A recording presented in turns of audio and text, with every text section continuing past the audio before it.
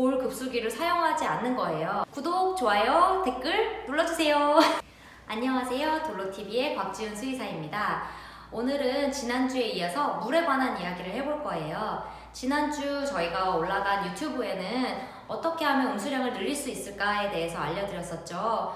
알려드렸던 것처럼 음수량이 줄어들면 아이들은 신부전이나 밤석 같은 질환에 쉽게 노출이 되게 됩니다. 오늘은 물 음수량을 늘리기에 도움이 되는 소재 선택에 대해서 알아보도록 할 거예요. 물그릇 소재를 어떤 것을 선택할까 여기에 앞서서 일단 첫 번째로 제가 알려드릴 팁은 볼 급수기를 사용하지 않는 거예요.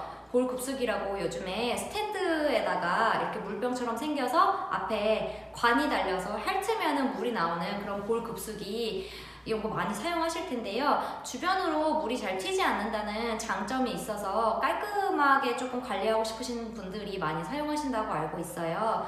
이 볼 급수기는 아이들이 정말 혀에 쥐가 나도록 핥아야만 감질맛 나게 물을 먹을 수 있게 만듭니다. 원래 강아지나 고양이는 혀를 둥글게 말아서 물그릇에 담근 다음에 국자처럼 퍼마시는 방식으로 물을 섭취하게 되는데 이 볼급수기는 아이들이 자연적으로 물을 섭취하는 것을 굉장히 방해하기 때문에 별로 음수량을 증가시키는 데 좋지 않은 아이템이라고 할 수 있습니다. 보통 강아지 처음 데리고 오셔서 분양받으실 때 이 볼 급수기 많이 쓰기 시작하시는 걸로 알고 있어요. 저도 잘 모를 때, 제가 어릴 때는 저희 집 강아지한테 이 볼 급수기를 줬었는데요. 사실 이 볼 급수기는 이제 아이들이 너무 먹는데 답답하다 보니까 변기물이 입에 닿는 경우에는 화장실에 가서 변기물을 마시게 하는 원인이 되기도 합니다. 또한 이게 청결하다고 해서 사용을 많이 하시는데 이 관 입구는 굉장히 좁기 때문에 청소가 사실 어렵습니다. 그래서 이 앞에는 물때가 껴서 위생적으로도 아이들에게 건강상 좋지 않다고 말씀드릴 수 있어요. 다음은 플라스틱 소재에 대해서 말씀드릴 거예요. 사실은 볼 급수기와 더불어 가장 많이 사용하시는 물그릇이 플라스틱이 아닐까 생각이 들어요. 되게 쉽게 구하실 수 있죠. 다이소만 가도 온갖 종류의 플라스틱 식기들이 많이 있는데 이 플라스틱 같은 경우에는 사실 위생적으로 굉장히 좋지 않은 소재라고 말씀드릴 수가 있어요.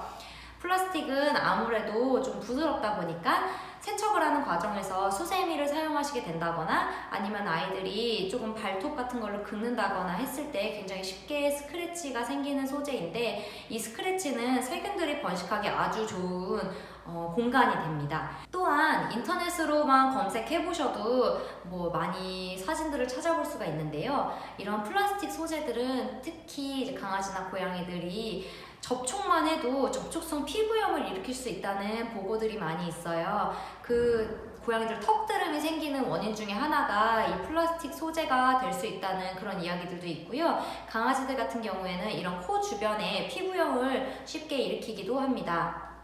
요즘 환경 호르몬이 플라스틱에서 나온다는 것 때문에 사람 아이들 키우는 집은 거의 밀폐 용기를 유리를 쓰는 추세거든요. 강아지들에게도 환경 호르몬은 굉장히 해롭습니다. 그래서 플라스틱 소재는 사실 가장 추천되지 않는 물그릇 소재 중에 하나라고 말씀드릴 수 있어요.